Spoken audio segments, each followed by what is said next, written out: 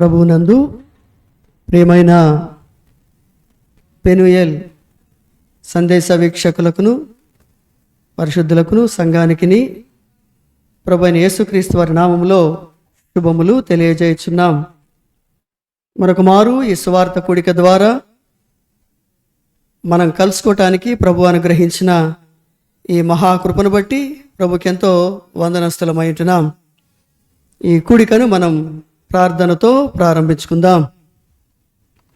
ప్రేమల తండ్రి, పరిశుద్ధ దేవ, అత్యంత కృపా సమృద్ధి కలిగిన మా తండ్రి, నమ్మదగిన మా దేవ, హృదయమారా మీకు కృతజ్ఞతలు, స్తుతులు, వందనములు, స్తోత్రాలు చెల్లించుకుంటున్నాం. మీరు మమ్మల్ని ప్రేమించి మాకు అనుగ్రహించిన ఈ శ్రేష్టమైన ధన్యకరమైన సమయాన్ని బట్టి కృతజ్ఞతలు, వందనములు, స్తోత్రాలు. ప్రభువా, ఈ రాత్రి కూడిక దీవెనకరముగాను క్షేమకరముగా ఆశీర్వాదకరముగా ఉండగలిగినట్లుగా మీ కృప మాకు అనుగ్రహించండి. మీ సన్నిధి మాతో కూడా ఉంచండి.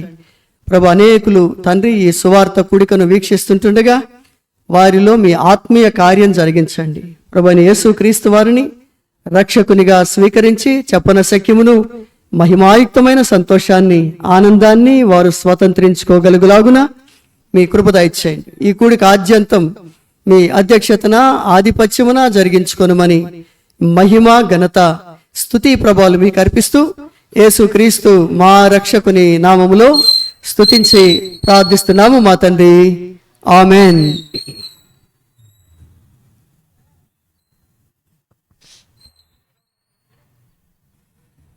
పాట పాడుకుందామండి. పాటల పుస్తకంలో నుంచి 59వ పాట. పాటల పుస్తకంలో నుండి 59వ పాట.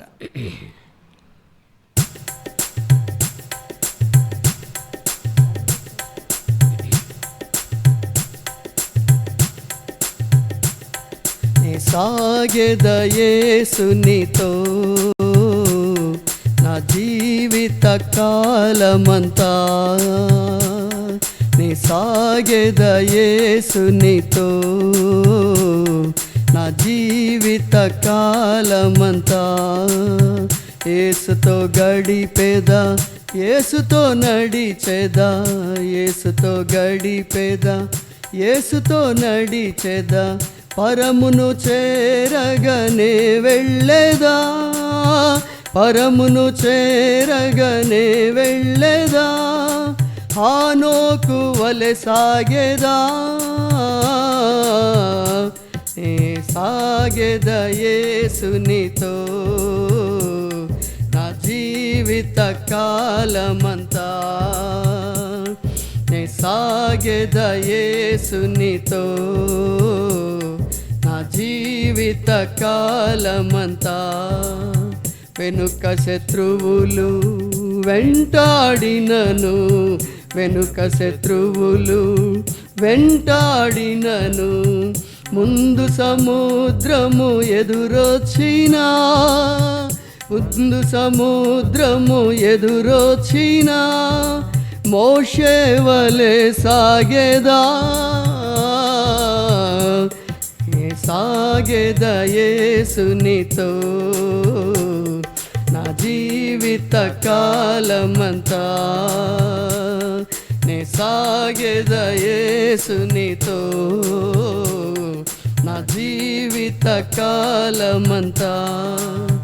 లోకపు శ్రమలు నన్నెదిరించిన, లోకపు శ్రమలు నన్నెదిరించిన, కఠినులు రాళ్లతో హింసించిన, కఠినులు రాళ్లతో హింసించిన, స్టెఫను వలె సాగెదా, నే సాగెద యేసునితో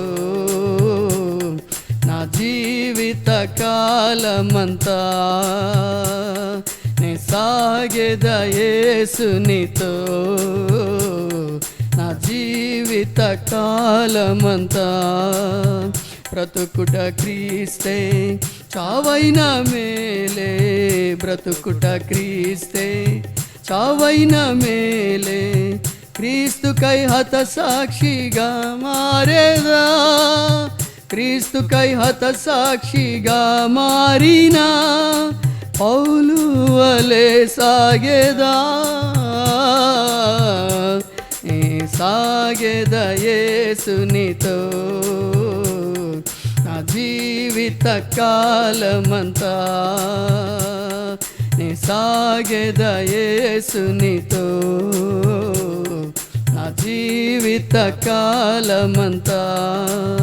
తల్లి మరచిన తండ్రి విడచిన, తల్లి మరచిన తండ్రి విడచిన, బంధువులే నన్ను వెలివేసిన, బంధువులే నన్ను వెలివేసిన, బలవంతుని వలె సాగేదా సాగేదా యేసునితో నా జీవిత కాలమంతా నే సాగేదా యేసునితో నా జీవిత కాలమంతా.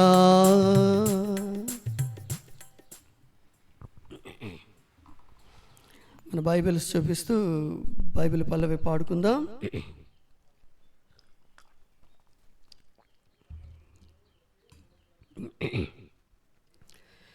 పఠింప శ్రేష్ఠ గ్రంథము బైబిల్, పఠింప శ్రేష్ఠ గ్రంథము బైబిల్, అనుదినము పఠించిన ప్రేమతోడ నడుపును, ఓ పఠింప శ్రేష్ఠ గ్రంథము బైబిల్.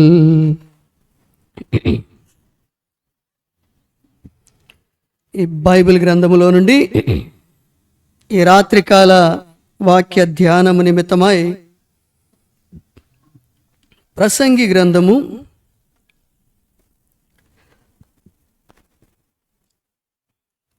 3వ ప్రసంగి గ్రంథము 3వ అధ్యాయము పేజీ నంబర్ 557, 3వ అధ్యాయము 11వ వచనాన్ని చదువుకుందాం. 11వ వచనాన్ని. దేని కాలమందు అది చక్కగా నుండునట్లు సమస్తమును ఆయన నియమించి ఉన్నాడు. ఆయన శాశ్వత కాల జ్ఞానమును నరుల హృదయముల నుంచి ఉన్నాడని గాని దేవుడు చేయు క్రియలను పరిశీలనగా తెలుసుకొనుటకు అది చాలదు. ప్రభు చదువుడిన ఈ లేఖనాలు మన గమనములో ఆశీర్వదించబడునుగాక. ఈ రాత్రికాల సమయంలో మన సువార్త నిమిత్తమై ఈ మొదటి వచనాన్ని, ఈ 11వ వచనములో మొదటి భాగాన్ని మనం జ్ఞాపకం చేసుకుందాం. దేని కాలమునందు అది చక్కగా ఉండునట్లుగా సమస్తమును ఆయన నియమించి ఉన్నాడు.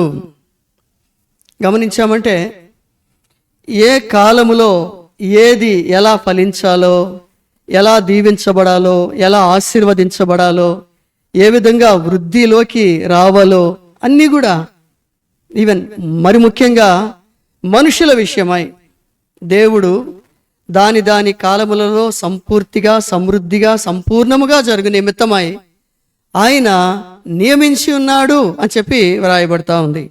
దేని కాలమందు అది చక్కగా నుండునట్లుగా, చక్కగా ఉండునట్లుగా.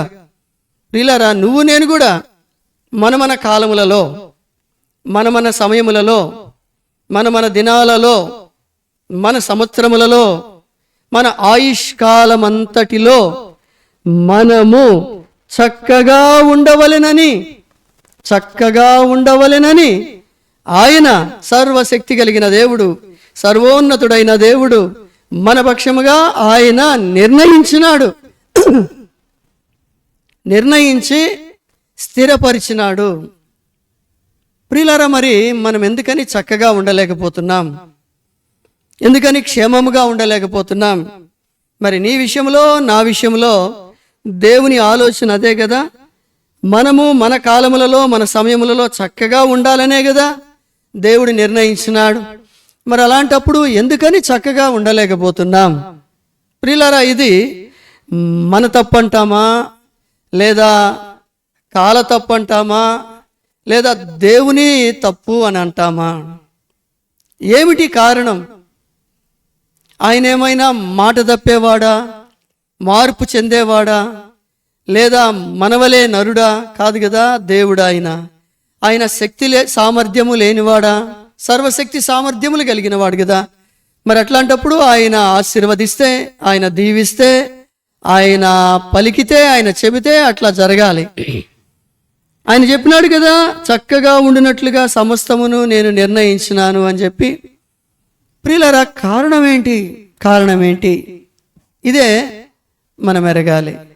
ఇది మనం తెలుసుకుంటే మన బ్రతుకులు, మన జీవితాలు, మన భవిష్యత్ అంతా కూడా ఎంతో సామర్థ్యముగా, ఎంతో క్షేమకరముగా, ఎంతో దీవెన ఆశీర్వాదకరముగా కొనసాగేదిగా ఉంటుంది. ప్రియులరా, దేవుడు మానవుణ్ణి చేసి తన స్వరూప స్వారూప్యాలు ఇచ్చి తన పోలికగా నిర్మించి ఆయన ఒక మాట చెప్పినాడు. అదేంటంటే,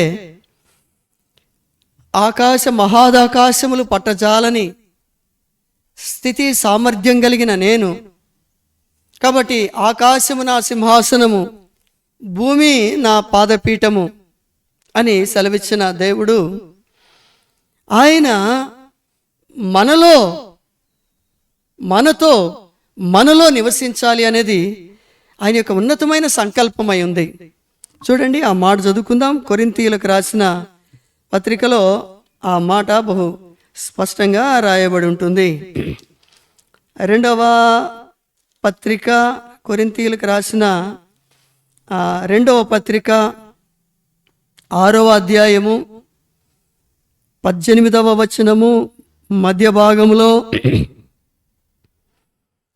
18 నుండి మొదటి నుండి మనం చదివితే, మనము జీవము గల దేవుని ఆలయమై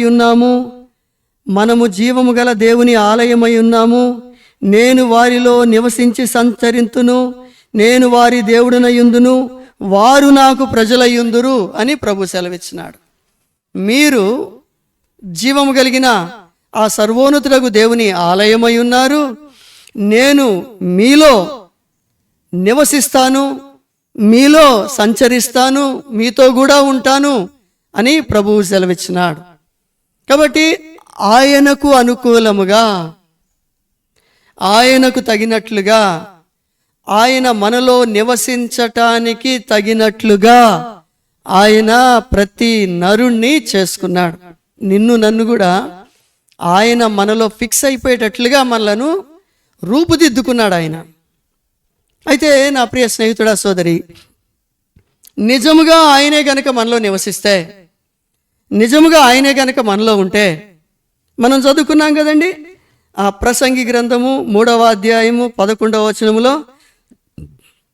నీ కాలమందు, నా కాలమందు, మనందరి కాలమందు అన్నీ కూడా చక్కగా ఉండినట్లుగా ఆయన సమస్తమును సమకూర్చి నియమించినాడు మనలో.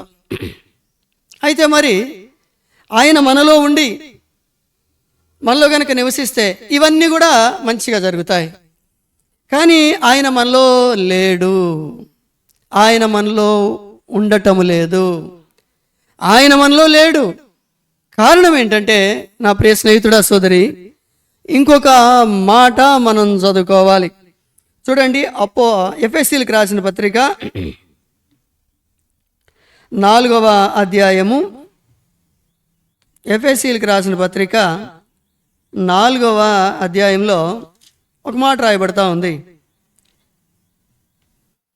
4వ అధ్యాయం 27వ వచనంలో ఆ మొదటి మాట కనుక మనం గమనిస్తే, అపవాదికి చోటియకుడి, సాతానుకు చోటియకుడి, లోకనాయకునికి చోటివ్వకుడి, లోకాధిపతికి చోటివ్వకుడి అని ప్రభు సెలవిస్తా ఉన్నాడు. ప్రియులారా, ఒక గొప్ప విషయాన్ని మనం జ్ఞాపకం చేసుకోవాలి. దేవుడు తన స్వరూపమందు, తన స్వారూప్యములో తాను నివాసించటానికి యోగ్యమైన విధముగా మనలను చేసుకొని ఉంటే, మనలో నివసించటానికి, బాగా వినండి, మనలో నివసించటానికి యోగ్యమైన విధముగా అనుకూలమైన విధముగా, తగిన విధముగా ఈ లోకాధికారి సాతాను తన రూపురేఖలను మార్చుకున్న వానిగా ఉంటున్నాడు. తన స్వరూప స్వభావములను మార్చుకున్న వానిగా ఉంటున్నాడు. దేవుడేమో ఆయన నివసించటానికి యోగ్యంగా మనలను చేసుకుంటే, మనలో నివసించటానికి యోగ్యమైన విధముగా తన రూపురేఖలను, ఆకారపు పద్ధతులను మార్చుకొని సాతానుడు మనలో ప్రవేశిస్తూ ఉన్నవానిగా ఉంటున్నాడు.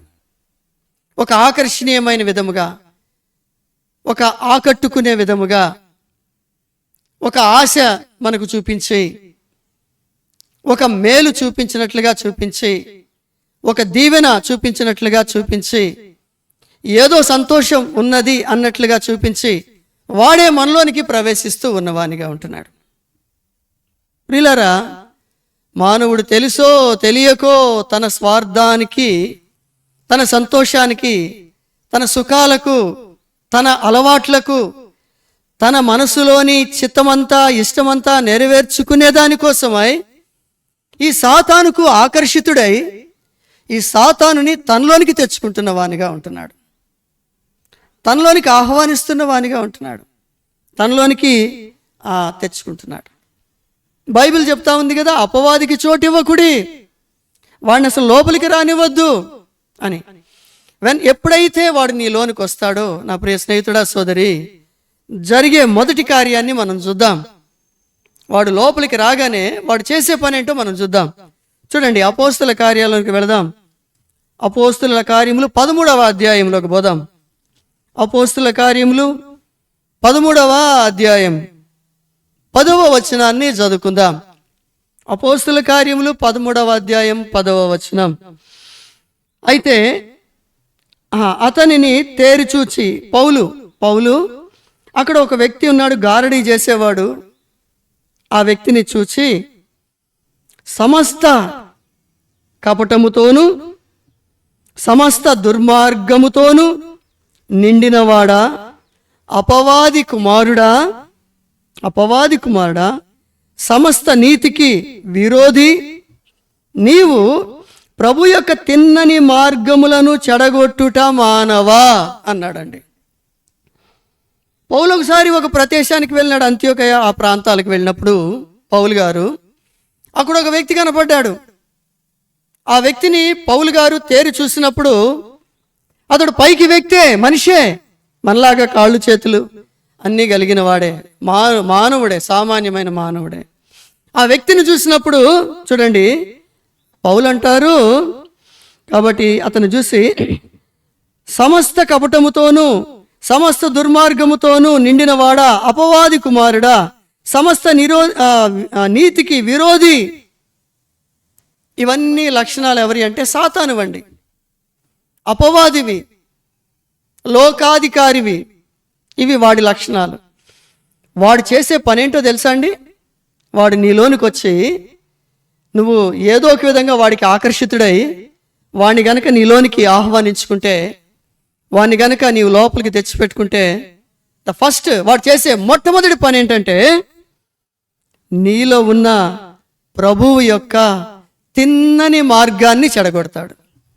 మరలా చెప్తాను, వాడు నీలోనికి రాగానే వాడు చేసే మొదటి పని, బాగా గుర్తుపెట్టుకోండి, రాసి పెట్టుకోండి, సాతానుడి నీలోనికి రాగానే వాడు చేసే మొట్టమొదటి పని, దేవుడు నీ కొరకై నిర్ణయించిన శ్రేష్టమైన, దీవెనకరమైన, క్షేమకరమైన, ప్రసంగి గ్రంథములో చెప్పబడినట్లుగా చక్కని, ఆశీర్వాదకరమైన, దీవెనకరమైన మార్గాన్ని చెడగొడతాడు. ఆ మార్గాన్ని చెరిపివేస్తాడు. అదే కదండి, ప్రభువు యొక్క తిన్నని మార్గములను చెడగొట్టుట మానవులలో ప్రభు యొక్క మార్గాలను చెడగొట్టటము మానవ అంటాడు. వాడు మానవులలో దేవుడు పెట్టిన ఆ శ్రేష్టమైన చక్కని మార్గాన్ని చెడగొట్టేస్తాడు అంతే. దేవుడు నీకు ఒక చక్కని మార్గాన్ని ఇచ్చాడు, చక్కని దీవెన నీకు ఇచ్చాడు, ఒక మార్గాన్ని నీకు నిర్దేశించినాడు. ఎప్పటి వరకు? నీ కాలమంతటి కొరకాయి, నువ్వు ఈ భూమి మీద బతికే కాలమంతటి కొరకాయి నువ్వు ఈ భూమి మీద బ్రతికే కాలమంతటి కొరకై నీ కొరకు ఒక చక్కని మార్గాన్ని ఆయన సిద్ధపరిచినాడు. ఆ మార్గంలో నువ్వు ఆశీర్వదించబడాలి అంటే, దీవించబడాలంటే ఆయన ఉండాలి నీలో. ఆయన నీలో ఉంటేనే ఆ మార్గమందు తేజరిల్లుతావు, వర్ధిల్లుతావు, ప్రకాశిస్తావు, ఆశీర్వదించబడతావు. అట్లుగాక ఆయన ఉండవలసిన స్థానంలో నువ్వు అపవాదిని తీసుకొచ్చుకొని పెట్టుకుంటే, సాతానుని తీసుకొచ్చి పెట్టుకుంటే, వాడు చేసే పని ఏంటంటే నీలో ఉన్న ప్రభు యొక్క తిన్నని మార్గాన్ని, నీలో ఉన్న ప్రభు యొక్క తిన్నని మార్గాన్ని వాడు చెడగొట్టేస్తాడు, చెరిపివేస్తాడు, పాడు చేసేస్తాడు. అది నీలో లేకుండా చేస్తాడు. ఇంకా నీ మార్గం ఏమైపోతుందండి? గందరగోళం అయిపోతుంది, అగమ్య గోచరం అయిపోతుంది, దిక్కులేనిది అయిపోతుంది, అర్థం కానిది అయిపోతుంది, ముగింపు లేనిది అయిపోతుంది, గమ్యము గోల్ లేనిది అయిపోతుంది. ఎటు పోతున్నావో నీకే అర్థం కాదు, ఏం చేస్తున్నావో నీకు అర్థం కాదు, ఎలా ప్రవర్తిస్తున్నావో నీకు అర్థం కాదు.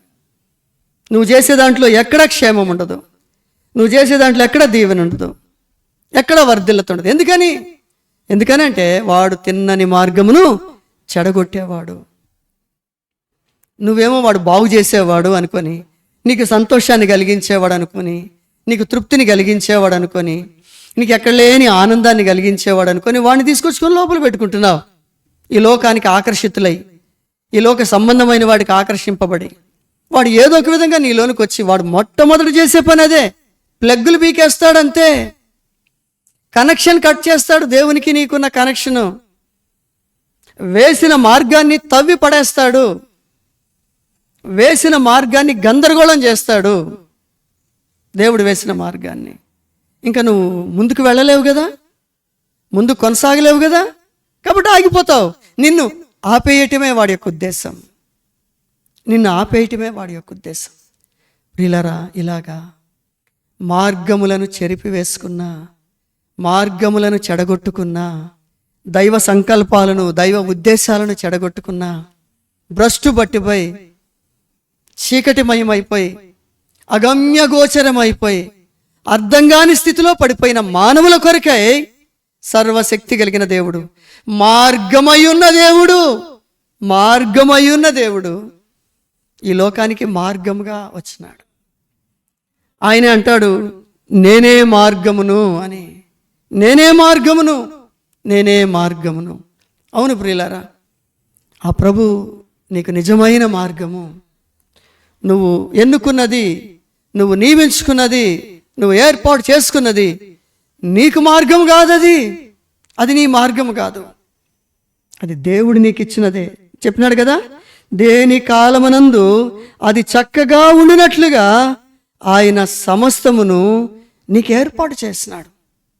అది సైతాను వలన, సైతాను కార్యాల వలన, సైతాను పద్ధతుల వలన నువ్వు చెడగొట్టుకున్నావు.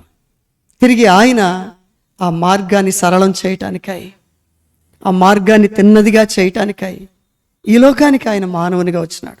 అందుకనే ప్రభు అంటారు యోహాను సువార్త 14లో, నేనే మార్గమును, నేనే మార్గమును అని అంటాడు ఆయన.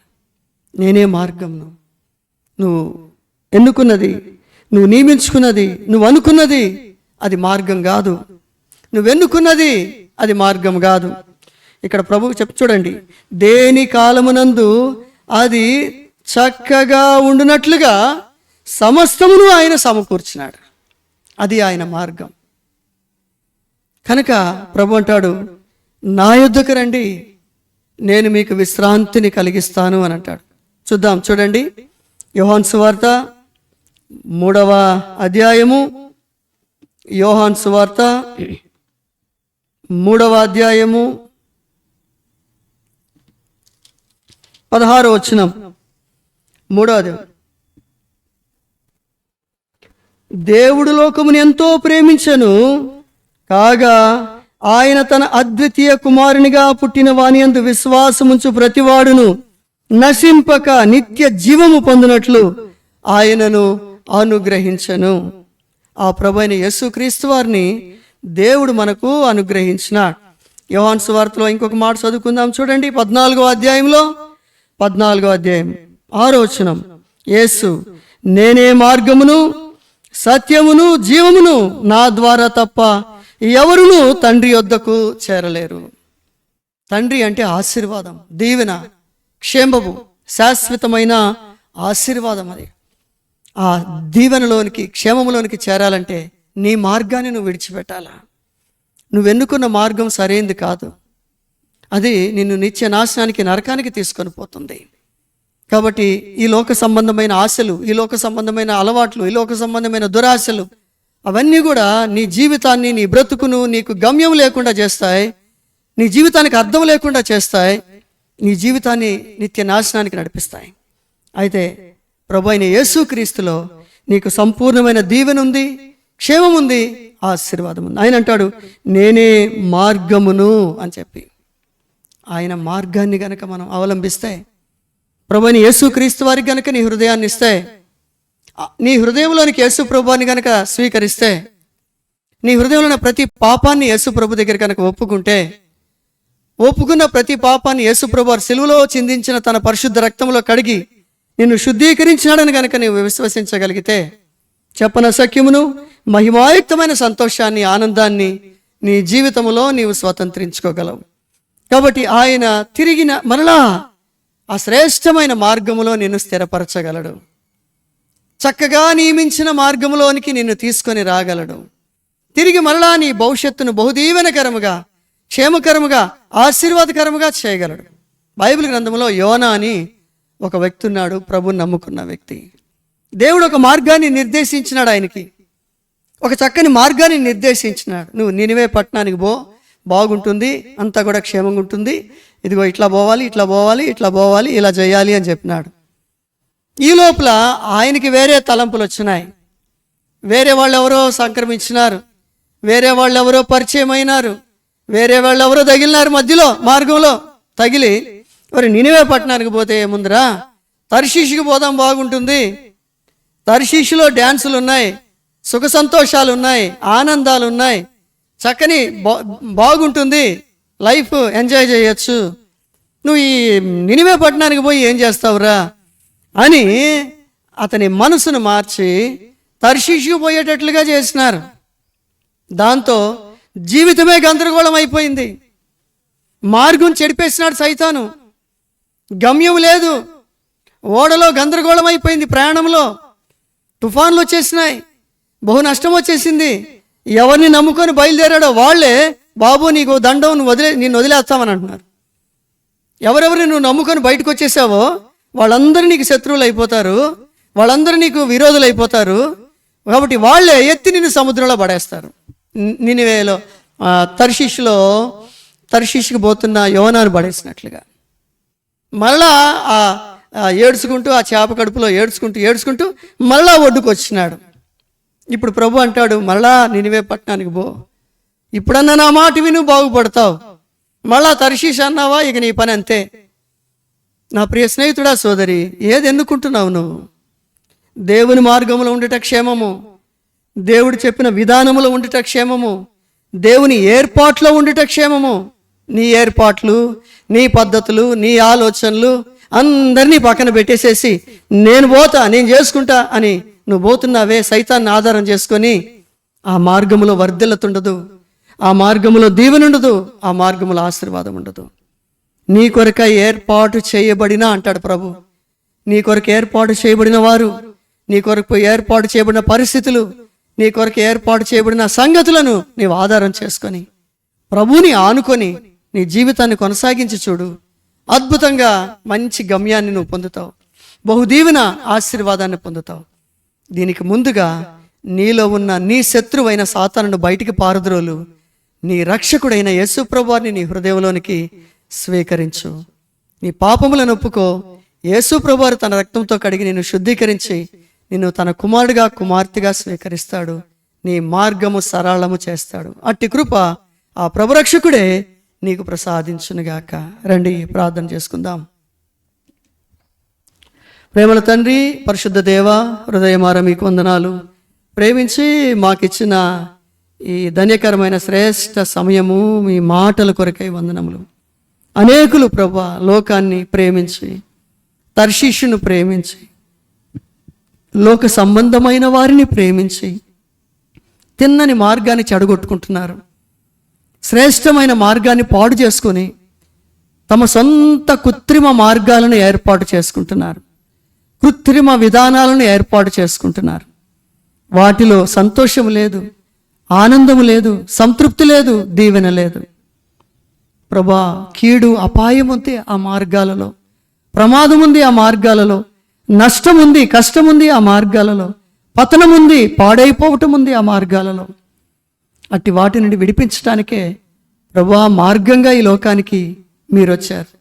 మీ అందు విశ్వాసం ఉంచి మార్గాలను చెరిపివేసుకున్నవారు, పాడు చేసుకున్నవారు తిరిగి మీ ద్వారా మార్గము సరళం చేసుకున్నట్లుగా మీ కృప దయచేయండి. ప్రతి ఒక్కరిని దర్శించుమని ప్రభా లైవ్లో వీక్షిస్తున్న మా ప్రియులందరినీ కూడా ఆశీర్వదించి మీ కృపాక్షేమాలతో నింపి సరైన మార్గంలోనికి నడిపించమని యేసుక్రీస్తు మా రక్షకుని నామములో స్తుతించి ప్రార్థిస్తున్నాం మా తండ్రి, ఆమేన్. మన ప్రభు అయిన యేసుక్రీస్తు వారి యొక్క కృప, తండ్రి అయిన దేవుని ప్రేమ, పరిశుద్ధాత్మని అన్యోన్య సన్నిధి, కాపుదల, భద్రతా, క్షేమం మొదలుకొని ప్రభు అక్కడి వరకు చేరరాగలన మనకును సార్వత్రిక సంఘానికి లైవ్లో వీక్షిస్తున్న ప్రియబిడ్డలందరికీ తోడై నడిపించునుగాక, ఆమేన్. మీకు అందరికీ ప్రభు అయిన యేసుక్రీస్తు వారి నామంలో శుభములు. ప్రైజ్ లాడండి. మరొక సువార్త కూడికలో మనం కలుసుకుందాం. దేవుని వాక్యాన్ని ధ్యానం చేద్దాం. అప్పటి వరకు ఆ ప్రభురక్షకుడే మీకును, మీ జీవితాలకును, మీ తలంపులకును, మీ ఆలోచనలకును తోడై సరైన మార్గములో, దేవుడు ఏర్పాటు చేసిన మార్గములో మిమ్ములను శాశ్వతంగా నడిపించునుగాక. దైవ కృప మీకు తోడై ఉండునుగాక.